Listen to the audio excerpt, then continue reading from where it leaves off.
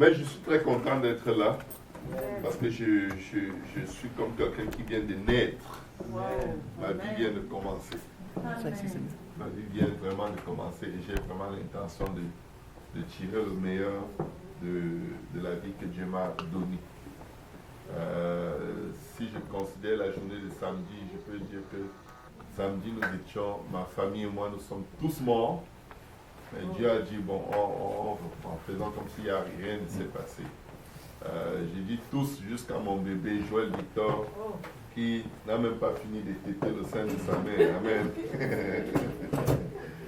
Mais notre Dieu est puissant. Amen.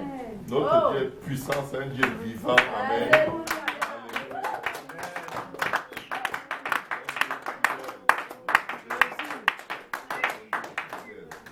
Alléluia. Je vais aller un peu vers la fin avant de revenir vers le début. Beaucoup de gens me demandent, est-ce que la voiture était assurée des deux côtés? Mais je m'en fiche. Je m'en fiche. Assuré, pas assuré, même si c'était le vélo. Je suis vivant. Amen. Amen. Amen. L'assurance va te donner une nouvelle voiture. C'est vrai, ça peut être faux, mais je m'en fiche. Honnêtement, là, je vous dis, dans ma maison, ce n'est pas la même vie qu'on mène. Juste en 24 heures, ce n'est pas la même vie. Des fois, je crois que ça prend de passer par des choses comme ça pour... Je ne sais pas, il se passe quelque chose. Parce que tout le monde était éveillé, tout le monde a vu ça venir, tout le monde a vécu ça en plein du début jusqu'à la fin. Il n'y a pas un bout que même mon bébé a manqué. J'étais en train d'aller à la réunion de prière le dimanche, le samedi, avec ma famille. On est quitté le plus tôt qu'on n'ait jamais quitté pour aller à une réunion de prière. Je vous dis bien le plus tôt. C'est-à-dire, on s'est dit non, là, on doit être top shape. On a passé notre après-midi à se préparer tranquillement, partir doucement, pas de stress, rien. On entre dans la voiture, on est en route, tout est beau, on est tous dans la voiture, chacun est sur son siège, on est en route et on roule tranquille, tout va bien, tout avance bien. On arrive à Anjou, au croisement de la 25 avec la 40. Et ça, je vais le savoir plus tard. Peut-être 400 mètres plus loin devant, après un virage, quelqu'un vient de faire une sortie de route. Il a glissé sur la glace noire. Donc, il a cogné les garde-fous. Il les a tellement mal percuté que sa voiture est complètement démolie. Je crois qu'il était même bloqué dans sa voiture. Déjà, en sortant de mon quartier, de Le Gardeur, dès qu'on sort, dès qu'on entre sur l'autoroute, on voit quelqu'un qui est parti de l'extrême gauche de l'extrême droite à l'extrême gauche, dégager le garde-fou. Et quand j'ai regardé ce type, je me suis dit, comment quelqu'un peut quitter de là jusque là? Peut-être qu'il était sur son téléphone. Vous voyez, ne jugez pas les choses que vous ne connaissez pas. C'est par là que je vous parle que je me rappelle que j'ai pensé ça. Je ne me rappelais pas. Là, je décide de vous raconter un détail de plus qui revient. Après, il dit, oh Seigneur, aie pitié de lui. Il était assis dans son véhicule. Et toute ma famille, on a regardé. Et on se disait que peut-être il est dans un état grave parce qu'une ambulance avait bloqué la route pour que les gens ne foncent pas sur lui. Et l'ambulance ne venait pas pour lui, l'ambulance passait certainement et a vu et s'est mis comme pour le protéger.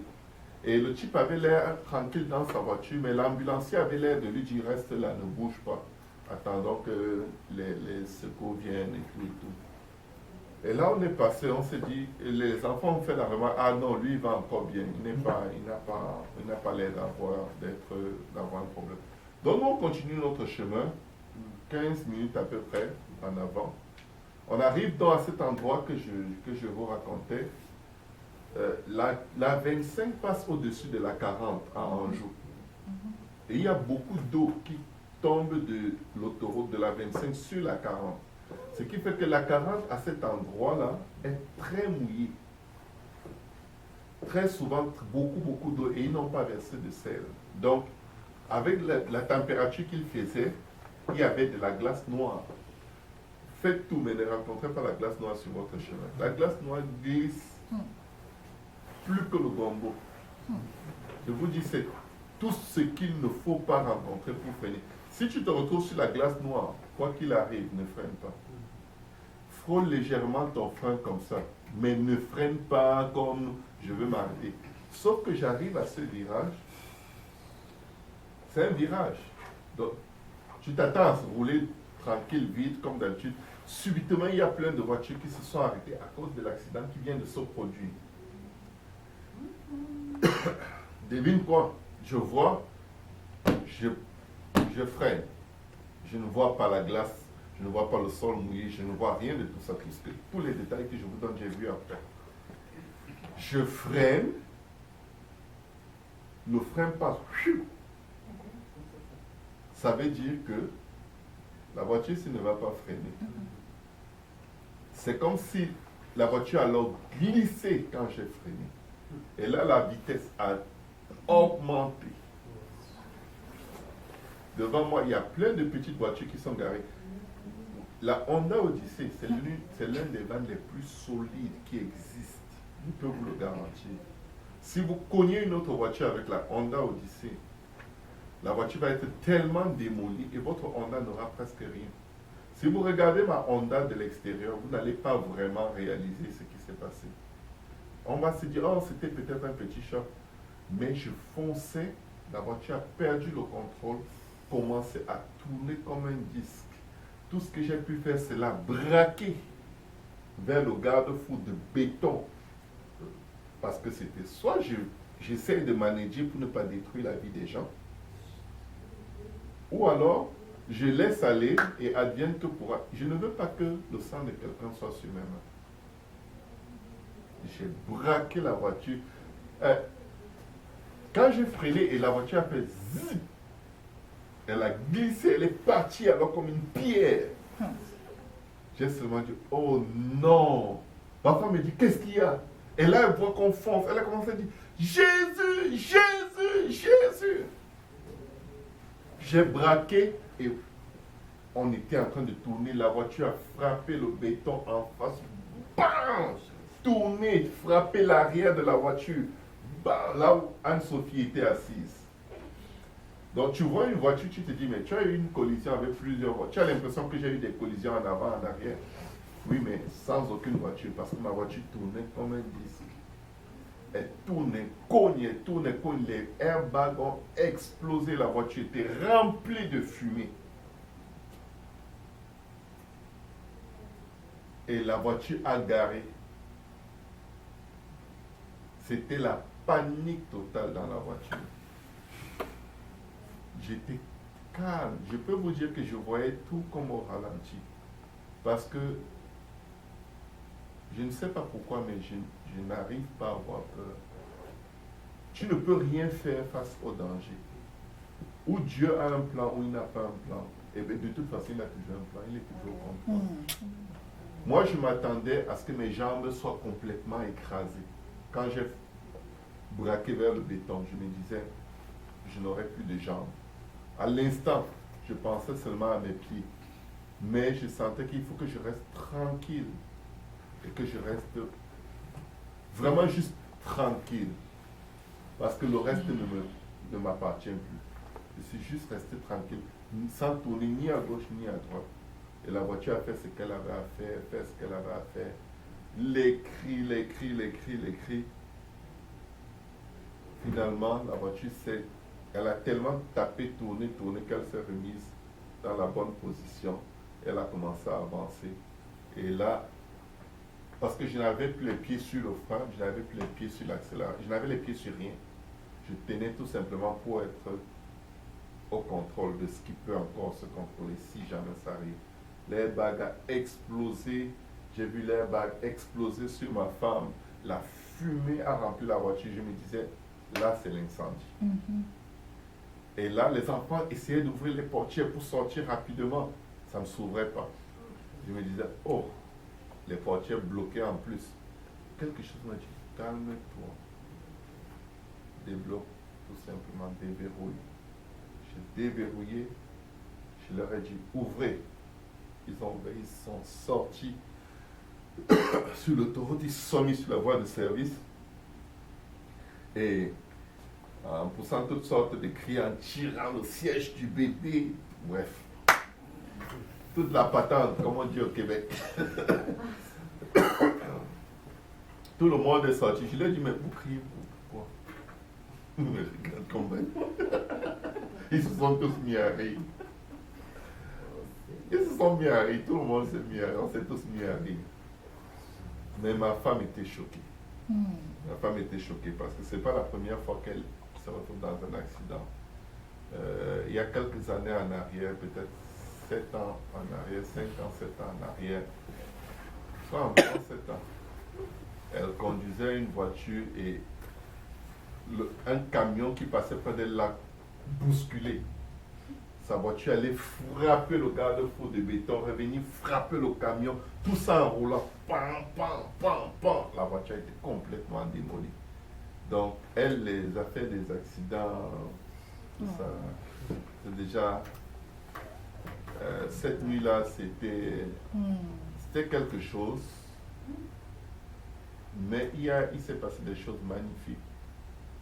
Des gens qu'on ne connaissait même pas se sont arrêtés pour prendre ma femme et les enfants au chaud dans leur voiture. Ils ont abandonné là où ils allaient. Ils sont garés sur l'autoroute pour prendre soin de nous. Ce n'étaient pas des gens que tu peux dire, c'est des pieux. C'était des gens, monsieur, madame, tout le monde. C'était vraiment comme l'histoire du bon samaritain sur laquelle j'ai prêché. Amen. C'est des gens pour qui peut-être nous, on ne va pas s'arrêter. Mais je vous dis, c'est des gens peut-être avec qui on ne voudra même pas parler parce que on n'a pas le même style de vie, on n'a pas les mêmes croyances, on est juste différents. C'est des gens pour qui, comme le monsieur qu'on a vu un peu plus tôt, avant que ce soit notre tour, on l'a vu dans sa voiture, une ambulance était arrêtée, mais nous on ne s'est pas arrêté. Vous vous dites, ah, mais qu'est-ce que tu allais même faire même si tu t'es arrêté? Je vous dis, c'est que tu sèmes, tu moissonnes. Ce n'est pas parce que tu ne vois pas ce que tu vas faire que tu dois passer ton chemin. Je me suis souvent arrêté sous les tempêtes de pluie sur l'autoroute pour secourir des gens en difficulté. Et il faut juste qu'on réalise une chose. Les soucis de la vie après lesquels on court, là, c'est vraiment du vent. C'est tellement une perte de temps. C'est une perte de temps. J'ai une maison qu'en vendant, je peux me faire 80 000 $ de bénéfices aujourd'hui en un jour. Je n'aurais même pas eu un héritier pour rester réclamer la maison de mon père. Tout ce que j'ai comme descendance sur la face de la terre, c'est que dans la voiture. Tout ce que j'ai comme empreinte, allait partir en un jour avec moi. Il y a quelques jours, des avions sont tombés. Des familles entières de 6 personnes parties. J'ai regardé une vidéo de ces gens quand ils étaient dans l'avion avant que l'avion ne tombe. Si on leur aurait dit que vous êtes à quelques minutes de l'effacement de vos noms sur la face de la terre, ils n'allaient même pas penser. J'ai vu la vidéo jusqu'au moment où l'avion s'incline et il commence à pousser les derniers cris de détresse jusqu'à ce que l'avion tombe. Et c'est là où celui qui tenait son appareil pour filmer, ça lui a échappé des mains. Et quelqu'un a cette vidéo parce qu'il filmait tout en direct. Et sa famille était en bas. J'ai vu la mort des autres. J'ai vu ma propre mort. Quand les êtres humains restent sur la face de la terre, ils sont fâchés les uns des autres. C'est quoi cette bêtise? Je vous dis, nous sommes la plus merveilleuse créature de Dieu, mais la plus insensée. On gaspille le temps. On gaspille les jours. On gaspille l'énergie. On gaspille les sentiments. On gaspille. Il y a quoi? Comme on dit à Abidjan, il y a quoi? Je serais parti ce jour-là. Honnêtement, aller au ciel maintenant ne me dérange pas. Mais c'est ceux qui ne sont pas en train d'aller au ciel qui me préoccupent. C'est ceux qui ne sont pas prêts. Pasteur Kausi est venu nous chercher avec le frère Jean-Yves. Ils nous ont donné toute l'assistance possible pour qu'on sorte de là, on rentre à la maison, on prenne une voiture de location. Mais quand je suis arrivé le soir à la maison, j'ai appelé tous mes enfants, ma femme. J'ai dit, venez, asseyons-nous. On était tous détendus, personne n'était stressé, personne n'était comme, oh, j'ai fait mourir, personne n'a pleuré, personne, tout le monde était plus tranquille. Je leur ai dit, vous voyez, Dieu a fait de grandes choses aujourd'hui dans notre vie. Nous vivons le plus grand miracle qu'on ait jamais vécu. En dehors de celui d'être sauvé. Je leur ai dit, mais que chacun nous dise un peu. Pose la question à tout le monde. Si on était parti aujourd'hui, est-ce que chacun ici peut dire où il serait allé? Je vais poser la question à chaque personne, toi, après toi, après toi. Est-ce que tu as parlé à Dieu? Est-ce que tu as passé du temps dans la repentance aujourd'hui? Méfiez-vous de ce qu'on appelle prier. Si vous priez et que vous ne passez pas du temps dans la repentance, vous n'avez pas prié. Hein? Les sorciers prient. Je vous le dis, ce n'est pas un jeu la prière. La prière, c'est pas bénir le repas.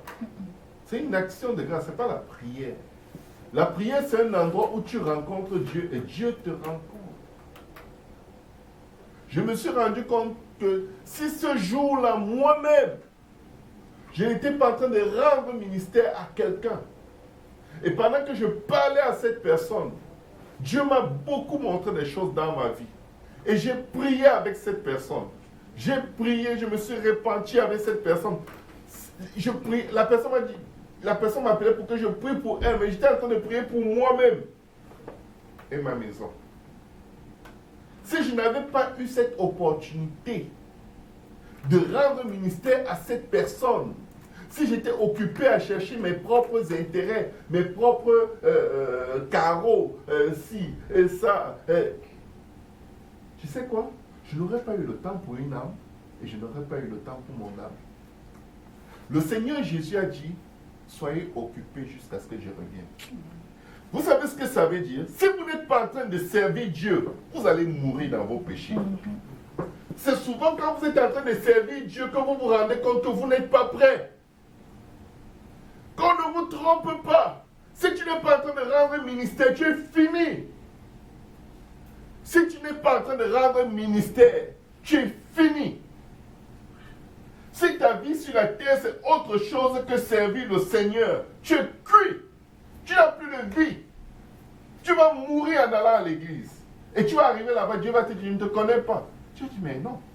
J'étais même en train d'aller à l'église. Dieu dit, mon ami, tu étais en train d'aller à l'église. Depuis le matin, tu as prié quand? Est-ce que tu as permis que je te parle dans ta vie? Est-ce que tu as permis que je te montre ce qui ne va pas pour que tu fasses appeler le sang de Jésus sur toi? Tu es nu. Tu vas où? Tu vas entrer où? Il n'y a pas de place pour les nus. Quand Jésus dit, allez, faites de toutes les nations des disciples, les baptisant au nom du Père et du Fils et du Saint-Esprit, et enseignez-leur. Il y a des gens qui ont besoin d'être enseignés. Il y a des gens qui ont besoin de la parole de Dieu. Ce n'est pas le titre de pasteur qui me fait venir ici. Ah non, je suis en train de travailler pour mon âme. La Bible dit, veille sur ton enseignement, car en agissant ainsi, tu te sauveras toi-même. Si tu n'enseignes pas, alors tu veilles sur qui? Et tu sauveras ceux qui t'écoutent. Si tu ne travailles pas pour Dieu, c'est que toi-même tu n'es pas sauvé. Parce que c'est quand tu prêches que tu réalises, je ne suis pas encore rendu là. Je suis loin, je suis égaré. Dieu te fait prêcher sur ta vie. Je vous dis, mes frères, mes soeurs, ce n'est pas le jeu. Il faut s'engager avec Dieu. Ce n'est pas une blague. Si je n'étais pas en train de rendre un ministère à une personne qui n'est même pas au Canada ce jour-là, j'ai passé plus d'1 heure, plus de 2 heures avec cette personne au téléphone.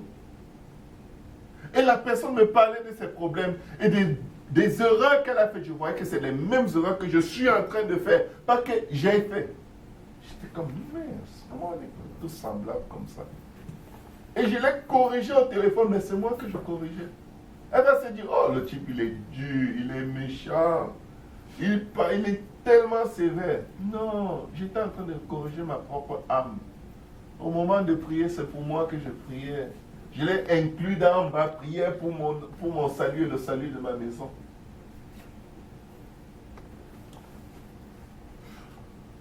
J'aurais laissé une maison avec des carreaux que j'ai achetés pour rénover, des portes de cuisine que j'ai achetées pour rénover.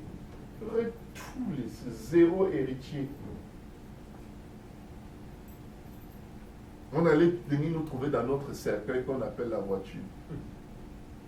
Toute une famille, dans une même voiture. C'était ça le cercueil. Vous dites que c'est la voiture, l'assurance va rembourser quand je m'en fiche. Un piéton avait plus de chances d'être vivant ce jour-là que moi. L'assurance de quoi? Moi, j'ai l'assurance de la vie éternelle. C'est ça qui compte. Amen. Est-ce que je suis né avec la voiture? Et je vais aller finir ma vie dans la voiture? Non. Je suis né pour servir le Seigneur. Je veux le servir. Je préfère mourir en prêchant que de mourir d'un accident de voiture. Parce qu'au moins la parole là, pendant que tu la prêches aux gens, tu es dans ton camp et dis Seigneur, aie pitié de nous. Ne voyez pas souvent comment je parle très sévèrement. Je me parle. Je ne veux pas vous prêcher et aller en enfer. L'apôtre Paul dit, je traite durement ma chair et je la tiens assujettie de peur. Après avoir prêché aux autres, je me sois rejeté moi-même. Il y a plein de prédicateurs en enfer. Frère Boaz, il y a plein de pasteurs en enfer. Ça n'impressionne pas le titre et l'habilité de dire des choses aux gens. Toi-même, ta vie est comment? Parce qu'ils prêchent et ils ne vivent pas ce qu'ils prêchent. Ceux qui doivent se repentir le plus sont ceux qui enseignent. Et ceux qui enseignent ont plus de chances d'être sauvés que ceux qui ne font rien de leur temps. Alléluia. J'allais partir avec ma femme. Quelqu'un va dire, au moins tu n'aurais pas été veuf. Moi je vais aller au ciel. Veuf, pas veuf, je vais aller au ciel. Amen.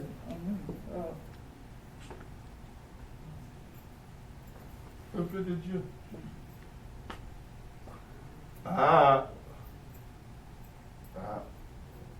Vous auriez eu un autre pasteur. Peut-être la vie aurait continué après beaucoup d'émotions et de souvenirs. Oh, quand pasteur Serge était là. Quand pasteur, il n'était pas là. La seule chose que j'espère atteindre un jour, c'est d'amener le peuple de Dieu à être un peuple de prière. Amen. Si vous ne priez pas, on perd notre temps. Si vous n'avez pas de vie de prière chez vous, vos bergers sont à haut risque de vous tromper, de tomber, de gaspiller vos vies et de se gaspiller eux-mêmes. Vous devez prier pour vos bergers, peuple de Dieu. Ce n'est pas un jeu. Même si tu ne veux pas prier pour toi, prie pour moi. Parce que ton salut dépend des bêtises que je peux venir te dire ici un jour et t'envoyer en enfer comme sur la glace. Faites bien attention. Celui qui se tient devant toi pour te parler, si tu ne pries pas pour lui, je te dis là, un jour, ce qui va sortir de sa bouche va te faire frapper ton visage au mur. Ce n'est pas un jeu. c'est bien beau d'apprécier ce ministère. Waouh, c'est puissant, c'est vrai. Je m'en fiche. Et s'il y a quelqu'un qui prie pour moi, j'ai besoin de gens qui vont lever mes mains. Des fois, je suis fatigué. Des fois, je suis distrait. Vous ne pouvez pas savoir quelle énergie l'ennemi mobilise pour me distraire, pour que je vienne ici sans être préparé et que je fasse du djabadia. Je raconte juste ma vie et après je rentre chez moi et vous dites, on était à l'église. Vous n'étiez pas à l'église. Vous étiez dans le fruit d'une pure distraction. Le peuple d'Israël, après avoir été délivré de l'Égypte, ce qui les a tués, c'est parce qu'il leur manquait la prière. Maman, il n'y a pas deux choses qui les a tués. Ce n'étaient pas des gens qui cherchaient Dieu. Ils ont même failli tuer Moïse. Parce que tout le temps, pasteur, Moïse, il y a tel problème. Vous imaginez un peuple de près de 3 millions de personnes s'alignent jour et nuit parce qu'ils veulent parler à Moïse. À un seul homme, ils cherchaient tout devant Moïse parce qu'eux-mêmes n'allaient pas chercher à Dieu. Moïse prenait ça où? Chez Dieu. Moïse parlait à Dieu face à face. Mais écoute, si c'est le pasteur qui doit tout broyer ta vie spirituelle pour que tu avales, tu ne vas pas être sauvé. Tu ne peux pas être sauvé parce que chaque fois que Dieu va te donner une instruction, tu vas désobéir. Tu vas toujours vivre dans la chair, dans la chair, dans la chair, dans la chair, et tu n'iras nulle part.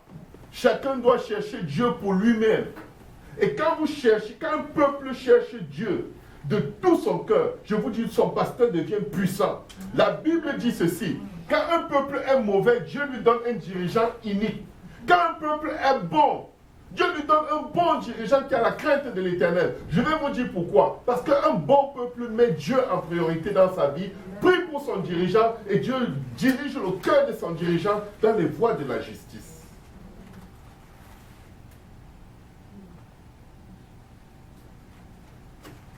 Je ne suis pas fâché de quelqu'un. Alléluia. Moi aussi j'ai un pasteur. Je dois prier pour lui. Je vais vous dire une chose. Quand il y a des gens qui ont des difficultés, si c'est frère tel, soeur tel, tout le monde va courir. Si c'est le pasteur, on dit, ah non, c'est le pasteur, il est dur, il va s'en sortir, Dieu est avec lui de toute façon. Mais si c'est quelqu'un que frère, oh, tel a regardé, oh, on pleure, on supplie, pasteur va lui parler, pasteur peut-être il va te, pasteur, hey! Non, mets tes genoux par terre. Et c'est comme ça que on est dans une génération où les pasteurs sont des gourous dans les assemblées. Ils pillent des gens, ils stockent de l'argent aux gens. Parce que les gens ne cherchent pas Dieu, ils cherchent ceux qui vont prêcher ce qu'ils veulent entendre. Il y a des gens qui savent déjà ce que Dieu va leur dire. S'ils vont prier, non, je vais aller dire au pasteur, je vais aller demander au pasteur. Il sait, le pasteur. Là, cette génération est une génération qui est supposée être remplie du Saint-Esprit. Ça veut dire que quand tu viens voir ton pasteur, tu viens juste valider en fait. Parce que le Saint-Esprit est supposé t'enseigner. Mais pour qu'il t'enseigne, il faut que tu pries et que tu renonces à toi-même. Parce que si tu pries en t'accrochant à ta volonté, ça ne sert à rien. Tu dois renoncer à toi-même, te charger de ta croix, venir devant Dieu, dire, je ne veux pas ma volonté, je veux que ta volonté soit faite. Seigneur, dis-moi ce que je dois faire, dis-moi ce que je ne dois pas faire, je ne discute pas. Et si j'ai du doute, si je suis convaincu que c'est ça, je vais valider avec le pasteur. Pasteur, je priais, le Seigneur m'a mis telle chose à ce sujet, c'est tout. Mais ta vie spirituelle, c'est toi qui vas la vivre. Moïse parlait face à face avec Dieu. Il n'a pas pu sauver toute une nation. Pourquoi? La nation ne voulait même pas que Dieu leur parle. Ils avaient dit à Moïse, que Dieu ne nous parle plus. Qu'il te parle et toi tu viens nous dire. Que cette église ne soit pas comme ça. Que notre assemblée ne soit pas comme ça. Ce n'est pas possible. Que Dieu nous aide. Est-ce qu'on peut se lever, on va prier.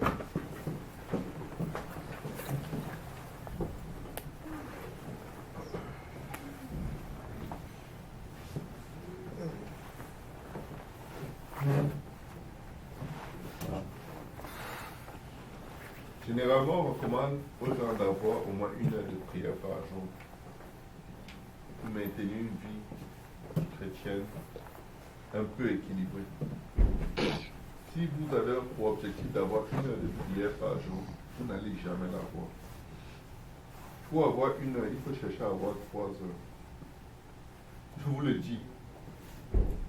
Si tu veux avoir 1 heure, cherche à avoir 3 heures. Parce que quand tu te focuses sur 1 heure, pour que ton cœur et tes pensées soient vraiment concentrés sur Dieu, ça te prend peut-être 20 minutes.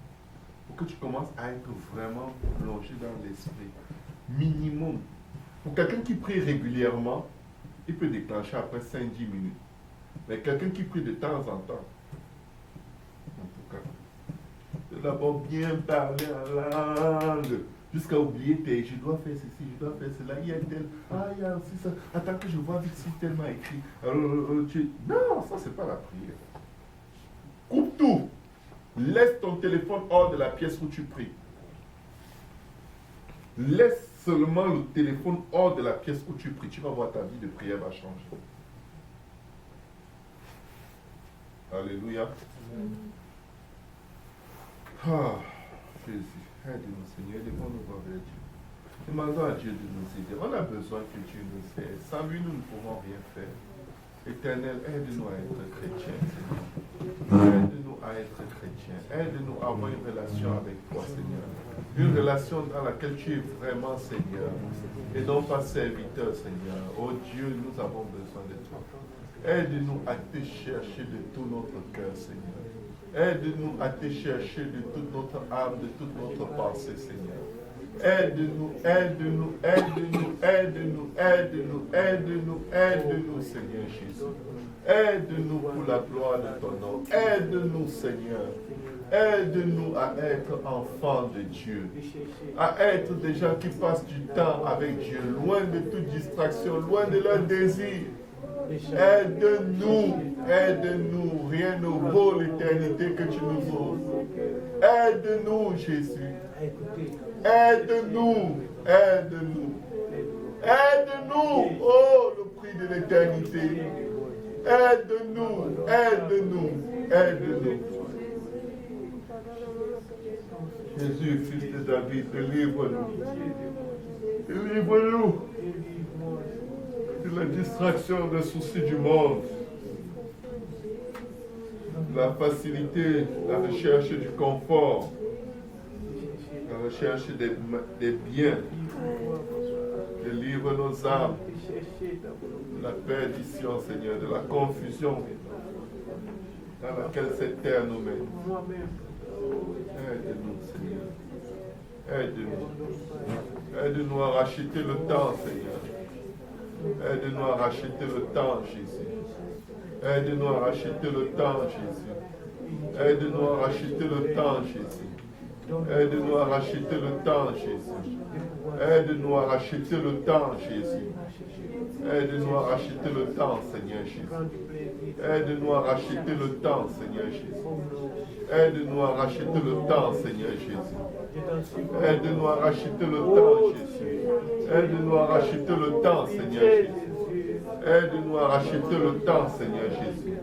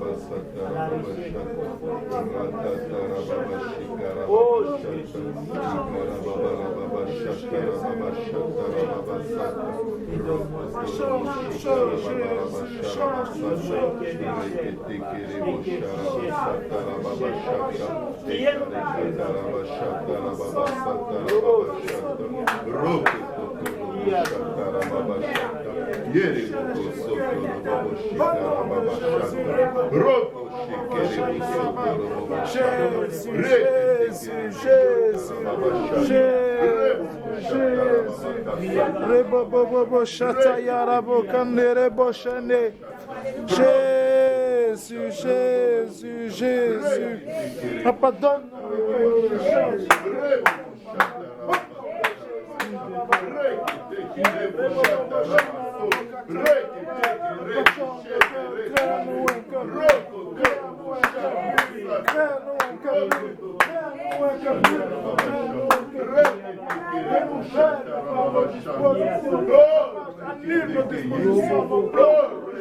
Papa, incline nos cœurs, que nos désirs se tournent, que nos désirs se tournent vers toi.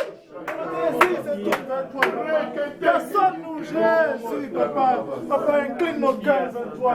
Que nos désirs, que nos cœurs, nos âmes s'attachent à toi, Papa. Aide-nous, Jésus. Change-nous, change-moi, Papa.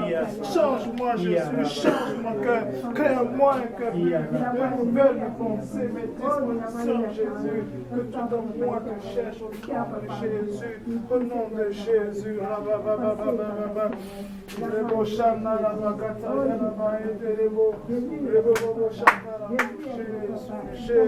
Jésus, regarde mes voix, regarde ramène-moi sur le chemin de tous mes yeux, mon cœur des choses de ce monde, que mon âme s'attache à toi, mon âme s'attache à toi, Jésus, que mon âme s'attache à toi, Jésus, que mon âme s'attache à toi, Jésus, que mon âme s'attache à toi, Jésus. Mon âme s'attache à toi, Papa. Papa, change toutes choses, mes pensées, au nom de Jésus. Donne-moi un cœur repentant, un cœur qui se répand, Papa. Un cœur qui te cherche, Papa. Un cœur qui marche dans tes voies, Papa. Donne-moi, Papa, un cœur qui prie, Papa. Aide-moi à prier, Jésus. Aide-moi à prier, Papa. Au nom de Jésus. Mais Bobo, Chata, la Bacha,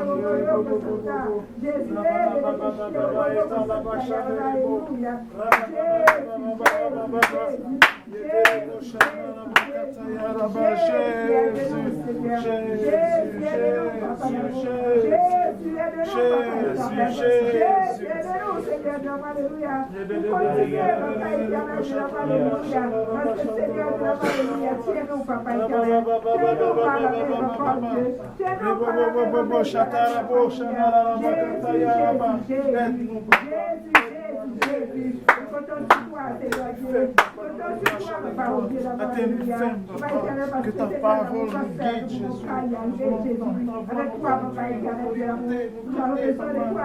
On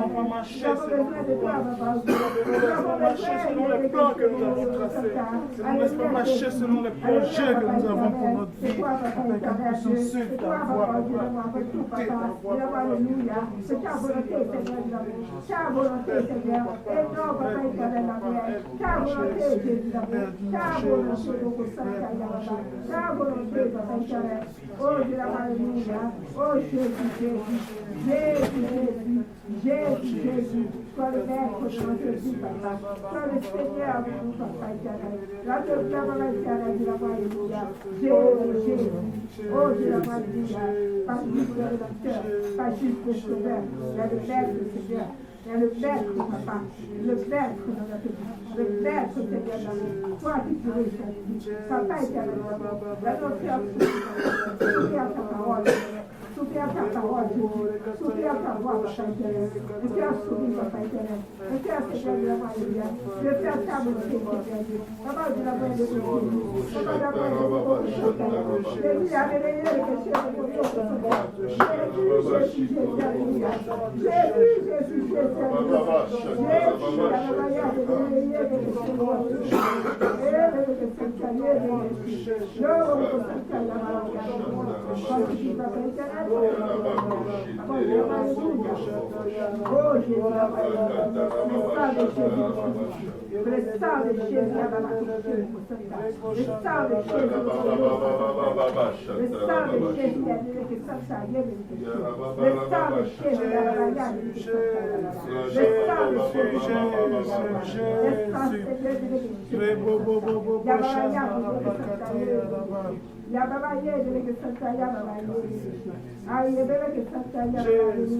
Toi qui connais tout, Papa éternel. Toi qui vois tout, Jésus d'amour. Toi qui vois le profondeur du cœur, Papa Dieu. Papa d'amour, alléluia, Jésus.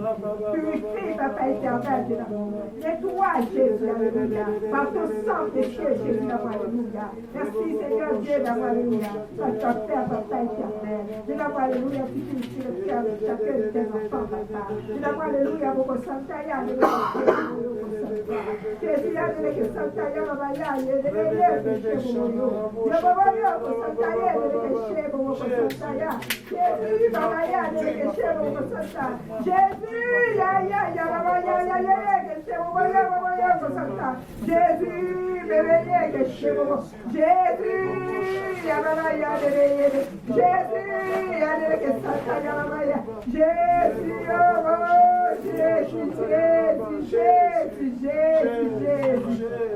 Jésus d'amour, pitié, papa, pitié, Jésus d'amour, alléluia, oh, mon Santa, le cœur obéissant, papa, alléluia.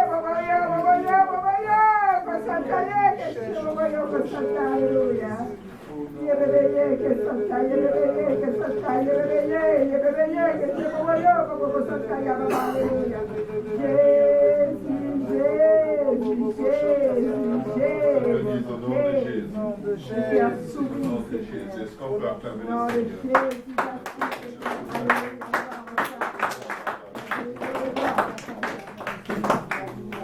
Que la paix de Dieu qui surpasse toute intelligence garde vos cœurs et vos pensées en Jésus-Christ. Nous avons une mission. Annoncer l'évangile. Nous devons être remplis de l'esprit. Nous devons être remplis de l'esprit pour être faits. Parce que c'est l'esprit qui va nous vivifier si nous partons.